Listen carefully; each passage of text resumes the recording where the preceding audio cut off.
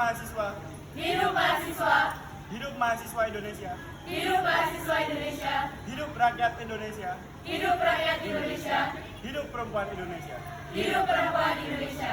Assalamualaikum warahmatullahi wabarakatuh. Kami dari gugus Wiranto Aris Munandar.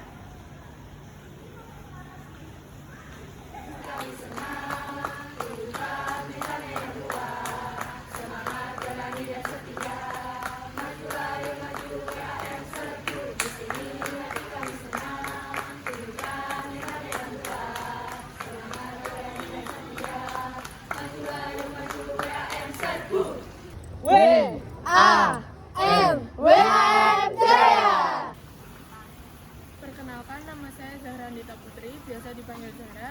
Asal saya dari Yogyakarta. Saya adalah orang yang pantang menyerah. Perkenalkan, nama saya Nuryanti, bisa dipanggil Nuri. Saya dari Kulon Progo. Saya dikenal dengan orang yang jahit. Halo teman-teman, perkenalkan nama aku Faiza Yunusana, biasa dipanggil Faiza, dari kota Magelang. Satu kata yang mencerminkan aku adalah orang yang ceria dan tidak takut. Halo, perkenalkan, nama aku Hosiana Sufahairani, biasa dipanggil Sia atau Sufa. Aku berasal dari kota Kebumen dan aku biasa dikenal dengan orang yang pemaaf. Halo, perkenalkan nama saya Ahmad Al-Fatih, bisa dipanggil Ahmad. Saya berasal dari Bekasi. Satu kata yang mencerminkan diri saya adalah belajar. Perkenalkan, nama saya Sarina Mariam Sari, biasa dipanggil Sari. Saya berasal dari NTT. Satu kata dari saya, jangan pernah patah semangat.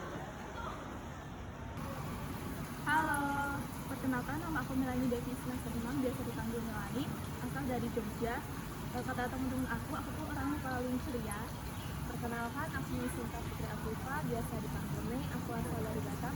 Aku dikenal sebagai orang yang lama dan beberapa orang bilang aku ceria. Halo, aku Afnan Ardianto, biasa dipanggil Afnan dari Yogyakarta, dan aku adalah orang yang pantang menyerah. Aku Beni Sudarmaji, biasa dipanggil Beni, asal dari Klaten, orangnya semangat. Halo teman-teman, perkenalkan nama aku Wilma Faludina. Aku biasa dipanggil Wilma, asal aku dari Kulon Progo. Aku orangnya mudah merasa bosan. Halo teman-teman, perkenalkan nama aku adalah Asna Sheila, biasa dipanggil Sheila. Aku berasal dari Sleman. Aku orangnya mudah mengantuk. Perkenalkan, nama saya Saidia Utami Nuraida, biasa dipanggil Utami. Asal saya dari Bantul, Yogyakarta. Satu kata yang menggambarkan tentang diri saya adalah saya seorang yang pendiam. Perkenalkan, nama saya Lintang Alisa, biasa dipanggil Alin. Saya dari Sewon, Bantul, Yogyakarta. Satu kata yang menggambarkan saya adalah orang yang humoris.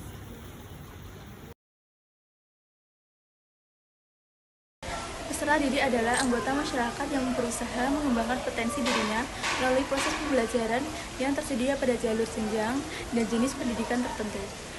Omar H. Malik mendefinisikan peserta didik sebagai suatu komponen masukan dalam sistem pendidikan yang selanjutnya diproses dalam proses pendidikan, sehingga menjadi manusia yang berkualitas sesuai dengan tujuan pendidikan nasional.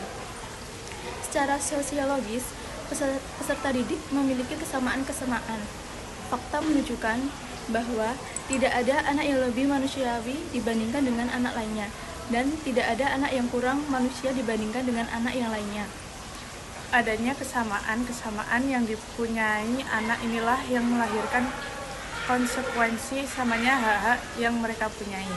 Di antara hak-hak tersebut yang juga tidak kalah pentingnya adalah hak untuk mendapatkan layanan pendidikan yang bermutu. Dalam Undang-Undang Nomor 20 Tahun 2003 Bab 5 Pasal 12 Ayat 1 bahwa setiap peserta didik pada setiap satuan pendidikan berhak mendapatkan pelayanan pendidikan sesuai dengan bakat, minat, dan kemampuannya. Mendapatkan beasiswa bagi yang berprestasi, yang orang tuanya tidak mampu membiayai pendidikannya, samanya hak-hak yang dimiliki oleh anak itulah yang kemudian melahirkan layanan pendidikan yang sama melalui sistem persekolahan. Dalam sistem demikian, layanan yang diberikan diaksentuasikan kepada kesamaan-kesamaan yang dipunyai oleh anak. Kata manajemen bersumber dari bahasa Inggris yakni manage yang memiliki arti mengatur, merencanakan, mengelola, mengusahakan, dan memimpin. Manajemen merupakan suatu seni di dalam proses dan ilmu pengorganisasian. Dengan kata lain, manajemen adalah sebuah seni untuk mengatur sesuatu, baik mengatur orang maupun pekerjaan. Untuk mencapai tujuan pendidikan diperlukan keberhasilan manajemen. Semua komponen kegiatan pendidikan termasuk manajemen peserta didik. Peserta didik adalah individu yang sedang berkembang baik secara fisik, psikologis, dan religius dalam mengarungi kehidupan di dunia dan di akhirat kelak. Manajemen peserta didik atau manajemen kesiswaan merupakan proses pengurusan segala hal yang berkaitan dengan peserta didik, pembinaan sekolah, mulai dari perencanaan, penerimaan peserta didik, pembinaan selama peserta didik berada di sekolah, sampai dengan peserta didik menamatkan pendidikannya melalui penciptaan suasana yang kondusif terhadap berlangsungnya proses belajar mengajar yang efektif. Tujuan umum manajemen peserta didik adalah mengatur kegiatan-kegiatan peserta didik agar kegiatan-kegiatan tersebut menunjang proses belajar mengajar di sekolah.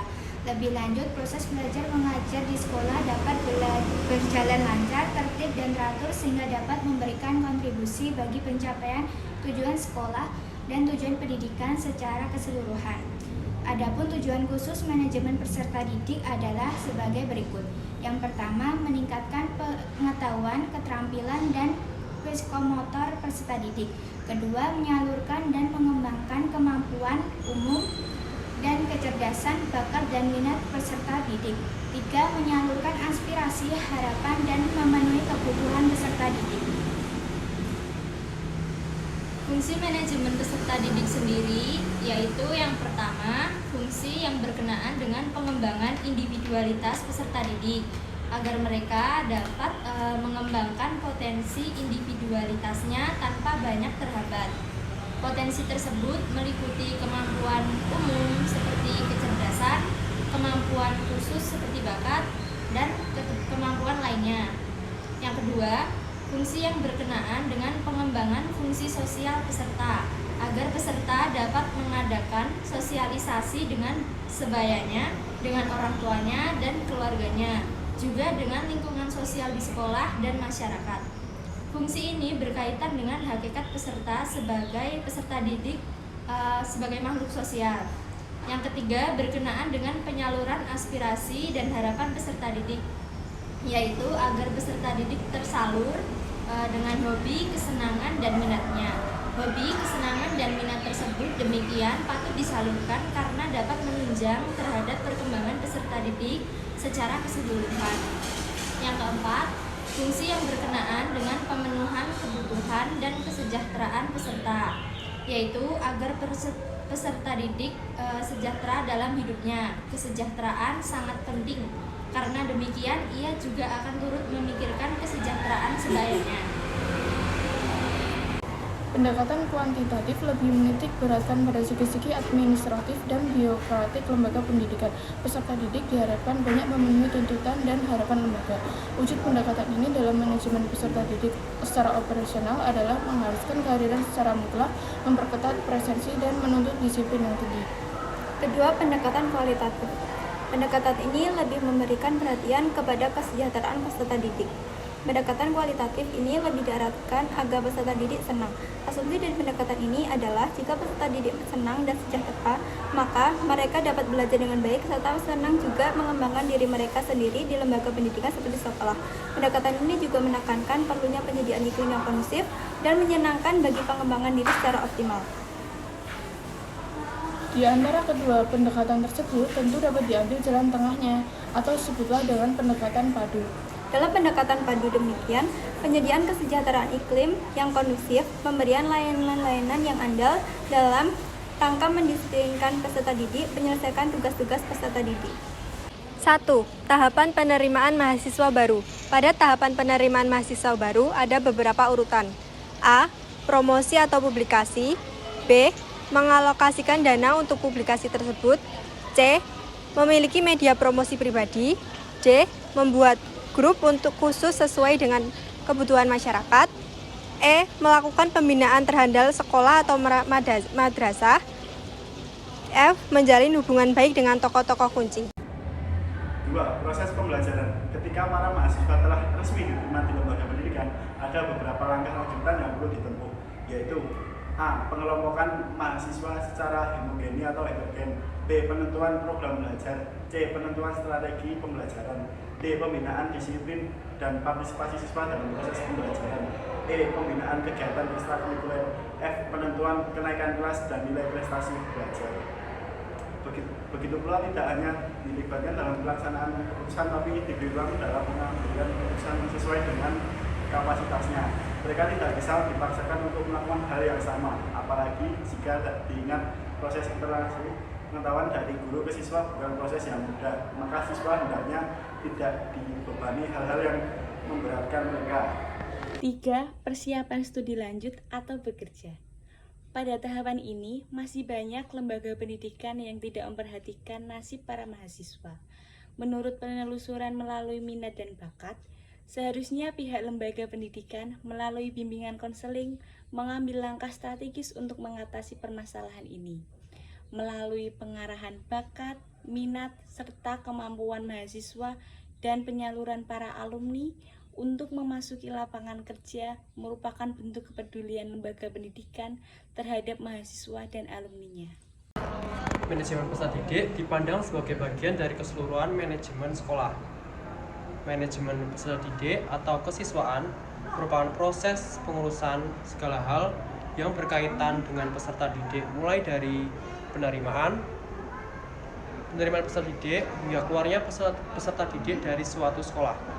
Manajemen peserta didik adalah mengatur kegiatan-kegiatan peserta didik agar kegiatan tersebut menunjang proses belajar mengajar, sehingga dapat berjalan lancar, tertib, dan teratur, sehingga dapat memberikan kontribusi bagi pencapaian tujuan sekolah dan tujuan pendidikan secara keseluruhan. Ada 2 pendekatan yang digunakan dalam manajemen peserta didik, yaitu pendekatan kuantitatif atau the quantitative approach dan pendekatan kualitatif. Sekian dari kami, terima kasih. Wassalamualaikum warahmatullahi wabarakatuh.